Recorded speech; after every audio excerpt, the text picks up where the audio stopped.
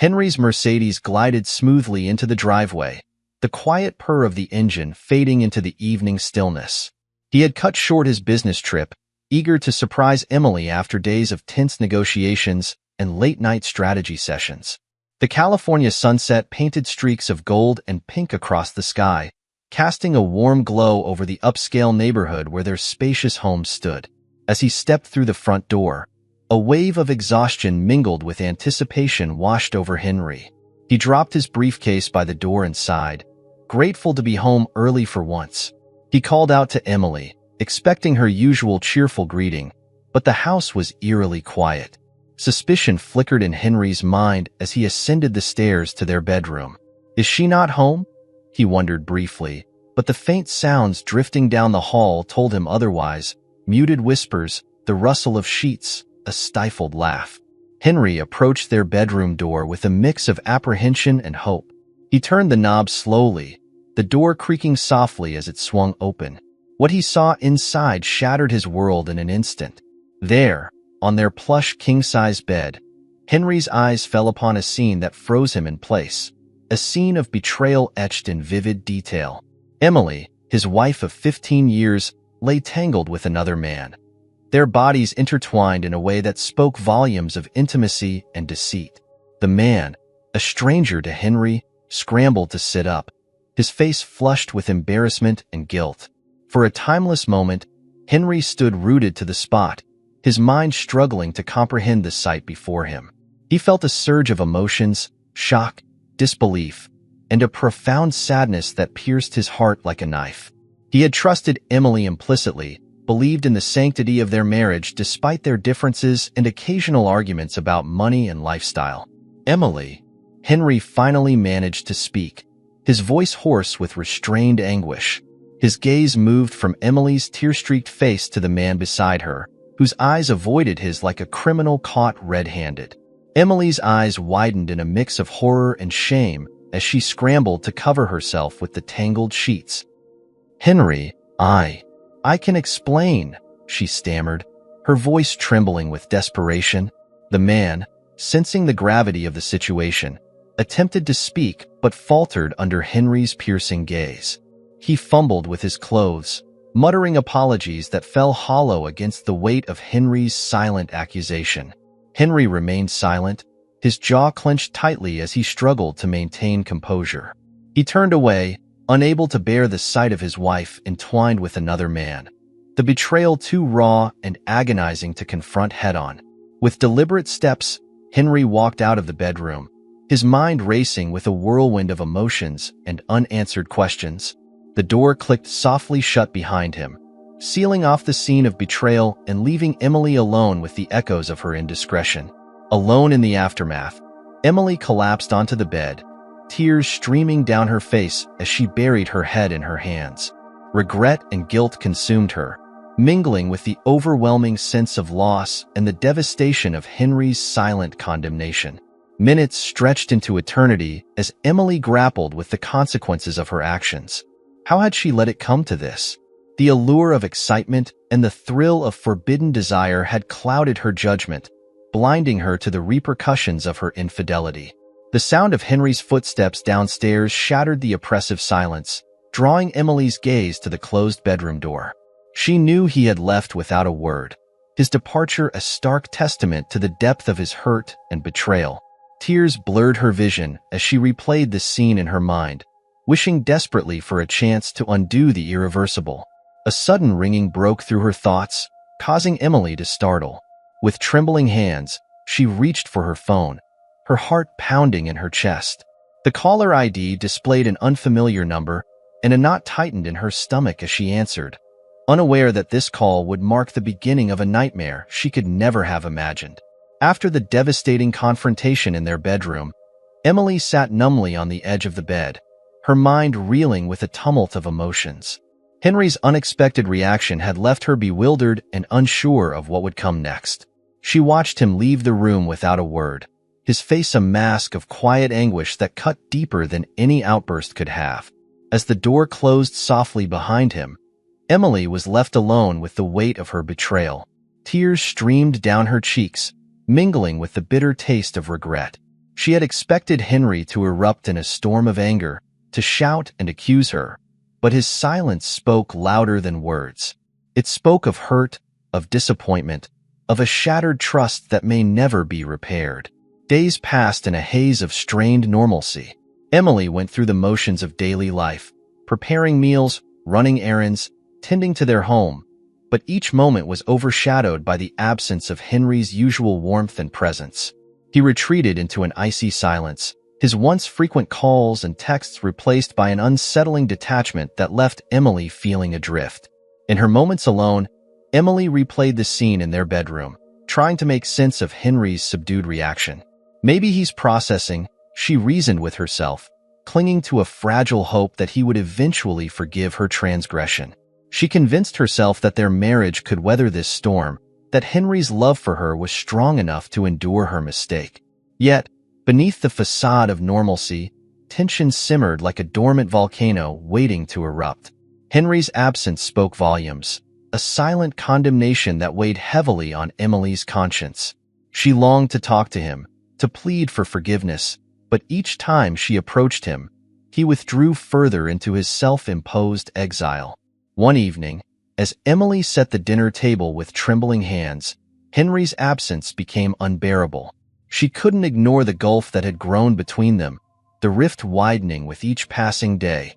Steeling herself, Emily ventured into the study where Henry often retreated after work, hoping to break through the walls he had erected around himself.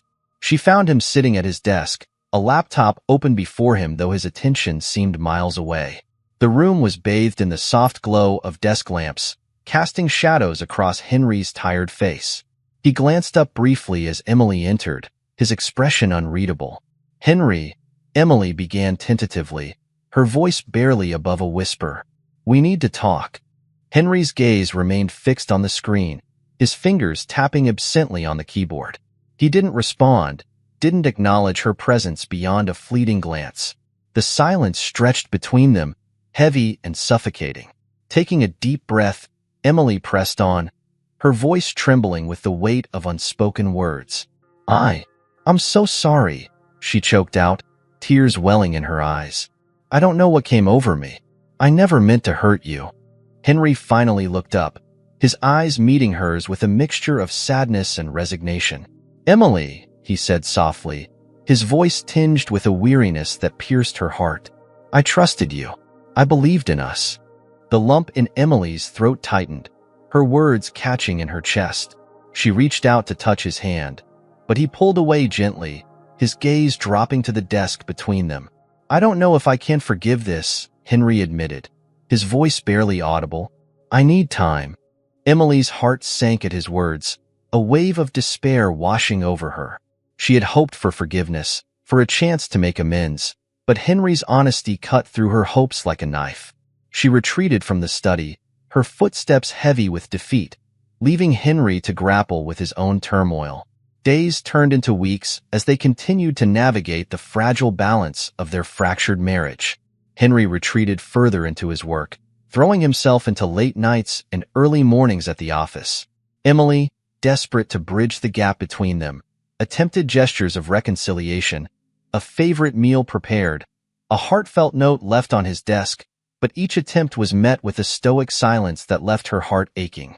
As time passed, Emily convinced herself that Henry's silence meant forgiveness, that their marriage could survive this betrayal. She pushed aside her guilt, burying it beneath a veneer of normalcy and hope. Little did she know that beneath the surface, Henry's calm exterior masked a plan that would turn their lives upside down once more. 2 weeks passed like a surreal blur for Emily, filled with awkward silences with Henry and the heavy weight of guilt gnawing at her conscience. She tried to bury herself in routine, clinging to the fragile hope that their marriage could somehow recover from her betrayal. But that hope shattered irreparably with a single phone call. It was a Thursday afternoon when Emily's phone rang, its insistent tone slicing through the quiet of their home. She hesitated before answering, a sinking feeling in the pit of her stomach as she saw the unfamiliar number on the caller ID. "Hello?" Her voice trembled, already sensing the ominous nature of the call. "Ms. Emily Collins?" A gruff voice on the other end confirmed her identity. This is Sergeant Jacobs from the local precinct. I'm afraid I have some troubling news. Emily's heart skipped a beat, her breath catching in her throat. What is it? She managed to ask, dread pooling in her stomach. We found a body, Sergeant Jacobs stated bluntly, his words landing like a heavy blow. In the trunk of your car. Emily's world spun out of control. She felt as though the ground had dropped from beneath her feet, leaving her suspended in a nightmare she couldn't wake up from. No, that can't be. Her voice shook with disbelief and fear. We need you to come down to the station, Miss Collins, Sergeant Jacobs continued, his tone businesslike yet tinged with suspicion. There are some questions we need to ask you. Numb with shock, Emily mechanically hung up the phone and stumbled through the motions of getting ready. Henry, who had been working in his home office, glanced up as she passed by, his brow furrowing at the sight of her pale face and trembling hands. Emily, what's wrong? Henry's voice was laced with concern as he rose from his desk, crossing the room to stand before her. Tears welled in Emily's eyes as she struggled to find the words. They found a body, she managed to choke out, her voice breaking with the weight of her confession. Henry's expression hardened, his eyes narrowing with a mix of disbelief and suspicion. Whose body? He demanded, his voice low and controlled. In the trunk of my car, Emily whispered, her voice barely audible as she fought to keep herself together. Henry's gaze bore into hers, searching for any sign of deception or guilt. Emily, what happened? His voice remained steady, though his hands clenched into fists at his sides. I don't know, Emily replied desperately, tears streaming down her cheeks. I swear, Henry, I don't know how he ended up there. Silence stretched between them, heavy with unspoken accusations and the weight of undeniable truth. Henry's mind raced, piecing together fragments of the past weeks, the affair, Emily's strange behavior, the chilling discovery in their own driveway. His heart hammered in his chest as he struggled to comprehend the depth of Emily's betrayal. We need to go, Henry finally said. His voice clipped as he moved towards the door. Now. The drive to the police station was tense, the air thick with unanswered questions and unspoken accusations. Emily sat beside Henry, her hands folded in her lap as she stared blankly out the window, lost in a whirlwind of fear and disbelief. When they arrived, Sergeant Jacobs greeted them with a stern nod, leading them to a small interview room. Emily's pulse quickened with each step, her mind racing through possible explanations, none of which could erase the damning reality of the body found in her car. Ms. Collins, Mr. Collins, Sergeant Jacobs began, his tone grave as he took a seat opposite them. I'll be frank with you. We found the body of a man in the trunk of your car earlier today. He's been identified as Michael Turner, your associate. Emily's breath caught in her throat at the mention of Michael's name.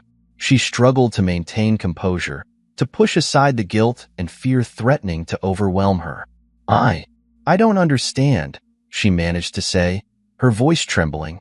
The circumstances of Mr. Turner's death are troubling, Sergeant Jacobs continued, his gaze steady on Emily. And the evidence we've gathered so far points to your involvement. Emily's eyes widened in shock, her mind reeling with disbelief. No, that's not possible, she protested, her voice rising with desperation. I didn't. I would never. Henry remained silent beside her, his expression inscrutable as he listened to the accusations against his wife. Inside, turmoil churned, a storm of betrayal, anger, and a gnawing suspicion that Emily's affair had led to something far more sinister than he could have imagined. We found traces of blood in your car, Miss Collins, Sergeant Jacobs continued, his voice unwavering. And witnesses saw you arguing with Mr. Turner shortly before his disappearance. Emily's protests dissolved into stunned silence as the weight of the evidence stacked against her settled like a leaden weight in her chest.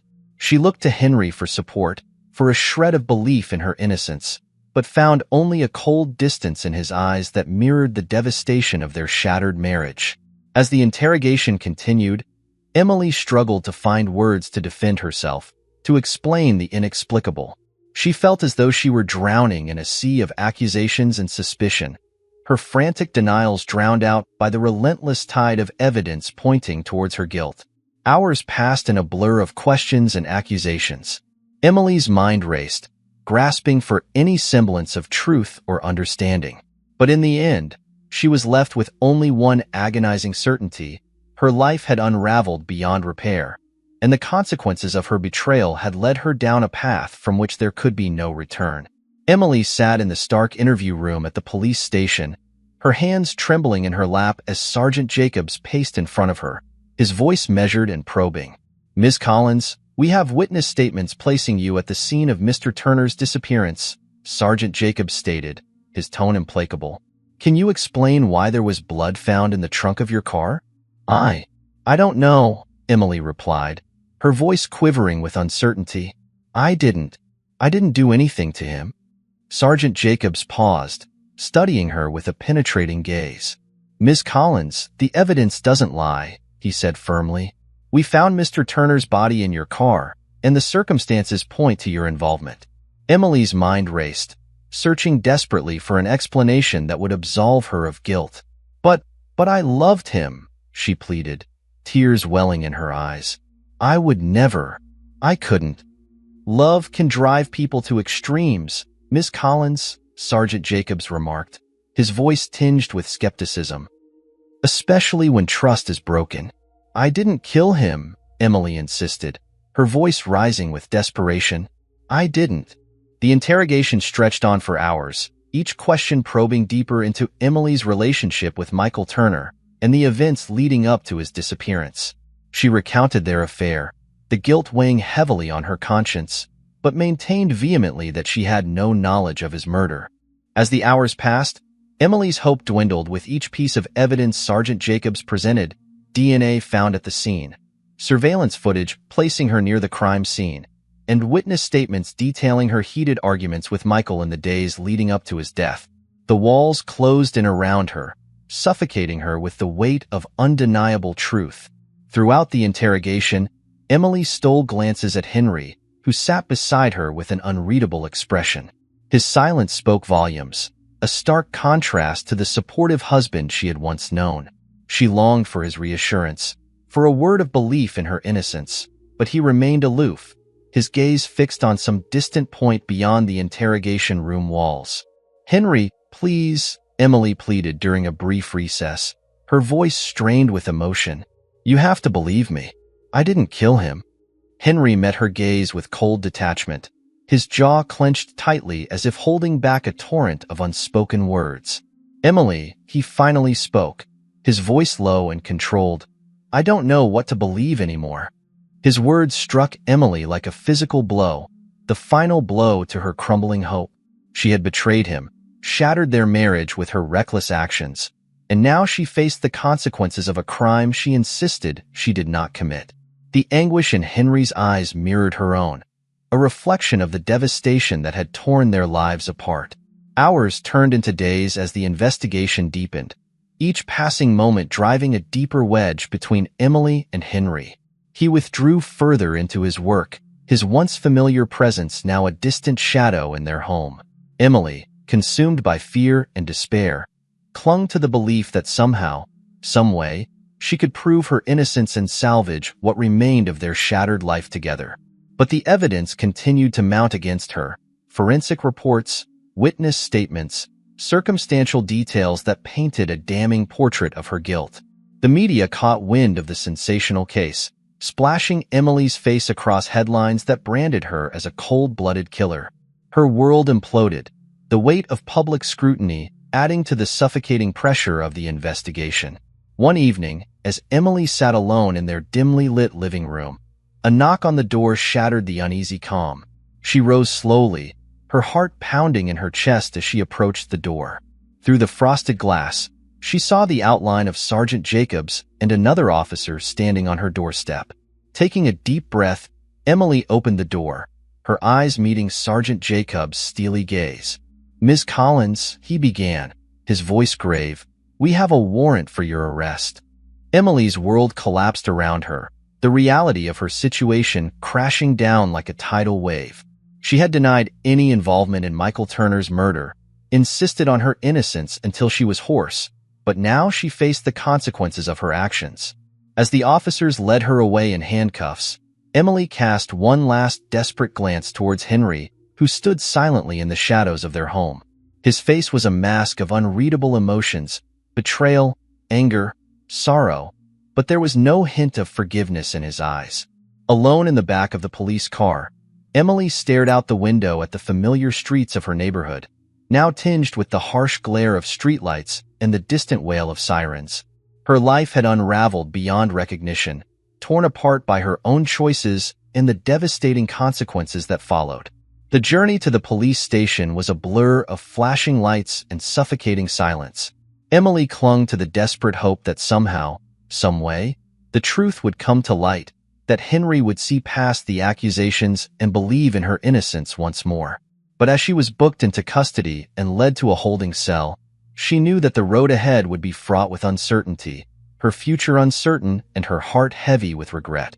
The days following Emily's arrest blurred into a haze of legal proceedings, media scrutiny, and the overwhelming weight of public opinion.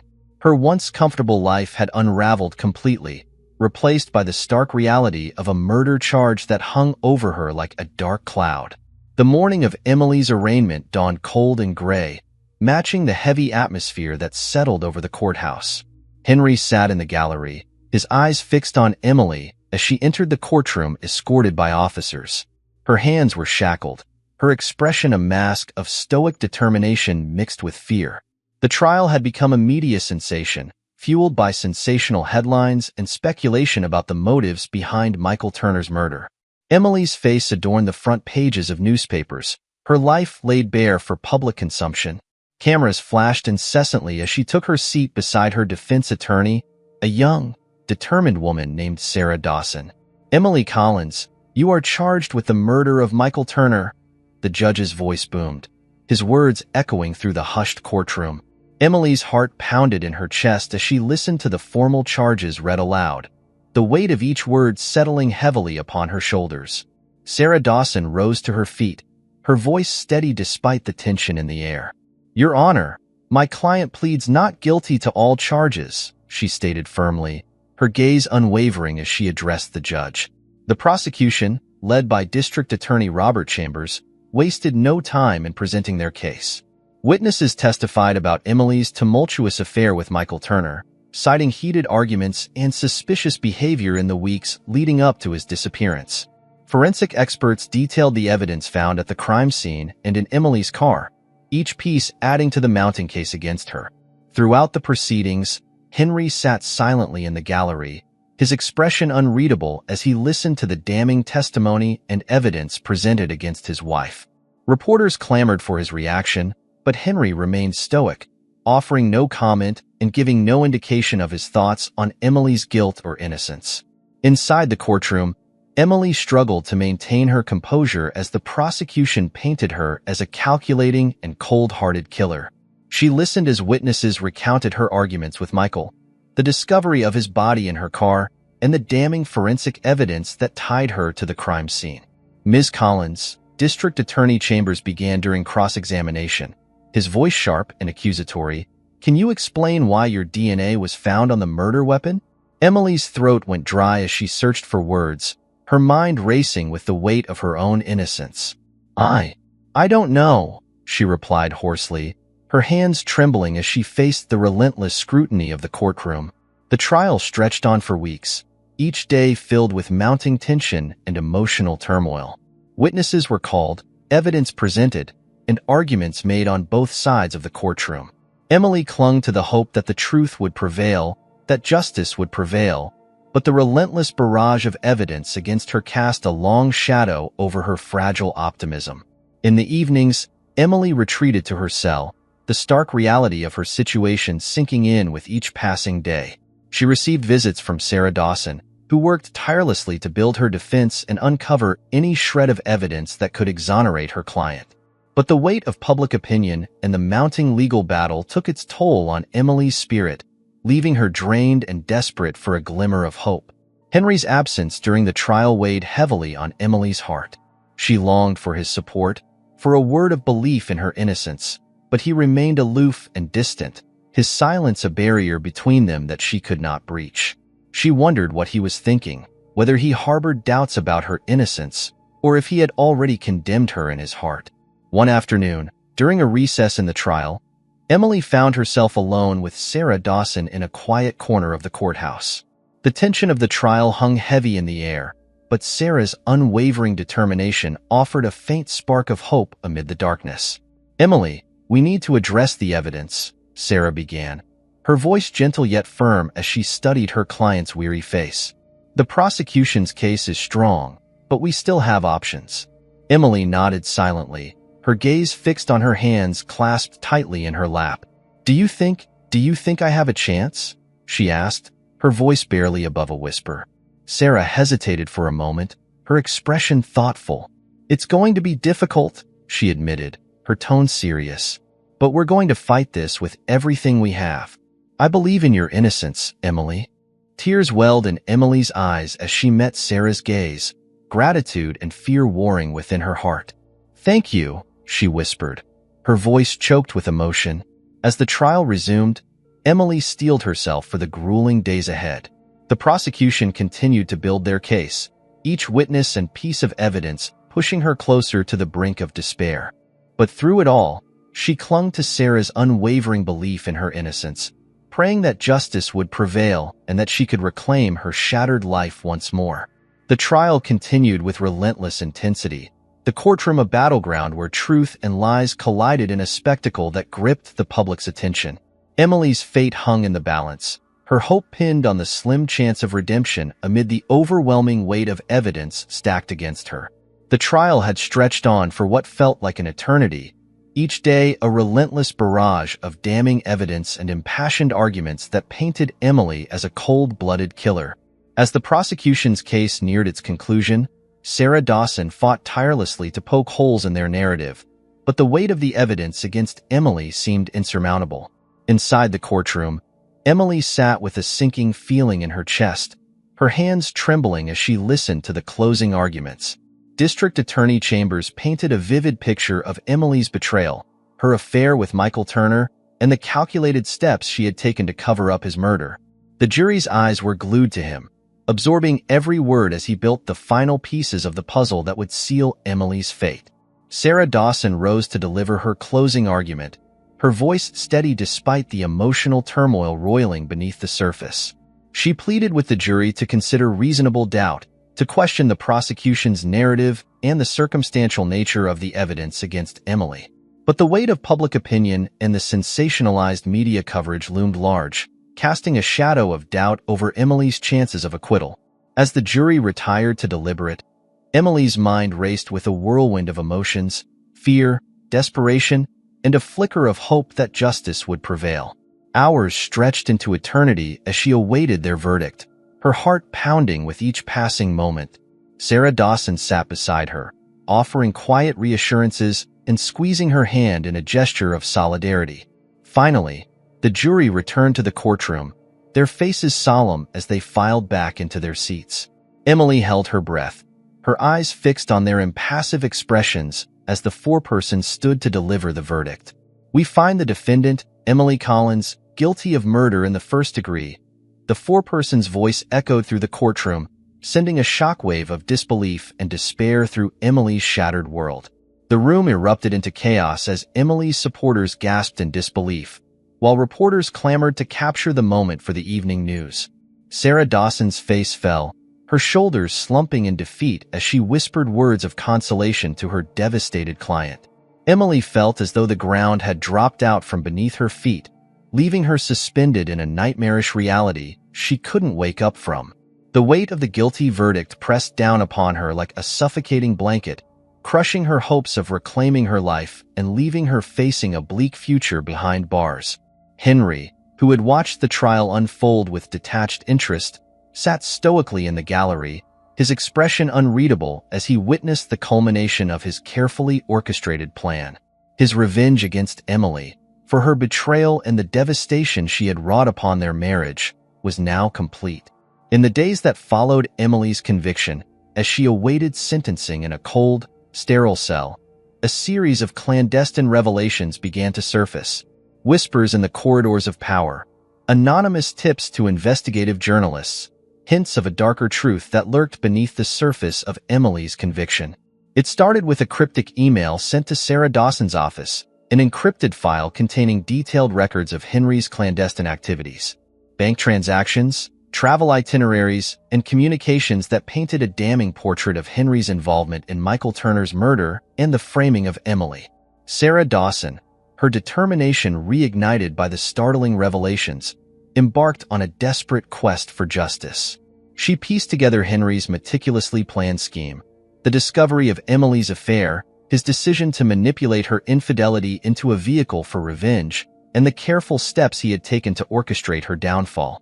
Meanwhile, Emily languished in her prison cell, grappling with the devastating realization that she had been betrayed not only by her own actions, but by the man she had once trusted with her heart.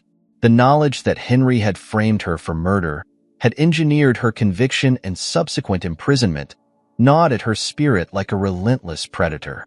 Months passed as Sarah Dawson amassed evidence, mounting a legal battle to overturn Emily's conviction and expose Henry's role in the conspiracy. The media, once captivated by Emily's sensational trial, now turned its attention to the unfolding scandal, the downfall of a prominent businessman and the woman he had ruthlessly sacrificed in his pursuit of vengeance.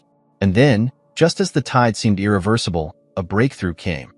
An anonymous tip that led investigators to a remote villa on the coast of Spain, where Henry had been living under an assumed identity. The authorities swooped in, apprehending Henry as he attempted to flee the country, his carefully constructed facade crumbling around him. Back in California, Emily received news of Henry's capture with a mixture of disbelief and bitter satisfaction.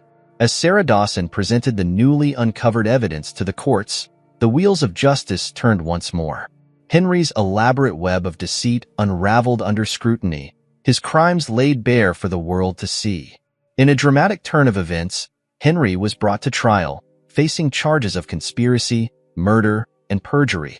Emily, now vindicated of the murder charge that had haunted her, watched from the courtroom gallery as Henry faced the consequences of his actions. The trial of Henry Collins became another media spectacle, but this time, the spotlight shifted to him, the man who had orchestrated a chilling plot of revenge and manipulation. Witnesses testified, evidence was presented, and Henry's defense crumbled in the face of overwhelming proof. As the trial drew to a close, Henry's fate was sealed, a lifetime behind bars, the price he would pay for his crimes. Emily, now free from the shadow of her wrongful conviction, stood outside the courthouse with Sarah Dawson at her side, watching as Henry was led away in handcuffs. The sun set over the horizon, casting a warm glow over the city skyline, a symbolic end to a harrowing chapter in Emily's life. She had endured betrayal, loss, and the agonizing weight of injustice, but through it all, she had found strength in the pursuit of truth and the unwavering support of those who believed in her innocence. As Emily looked towards the future, she knew that scars of the past would always linger, but she also carried with her a newfound resilience, a determination to rebuild her life, to reclaim her voice, and to never again be silenced by the shadows of her own mistakes or the malice of those who sought to destroy her. And so, with Sarah Dawson by her side and the promise of a new beginning on the horizon, Emily Collins stepped forward into the embrace of a world that had tested her resolve and, against all odds, had shown her the power of redemption and the enduring triumph of justice.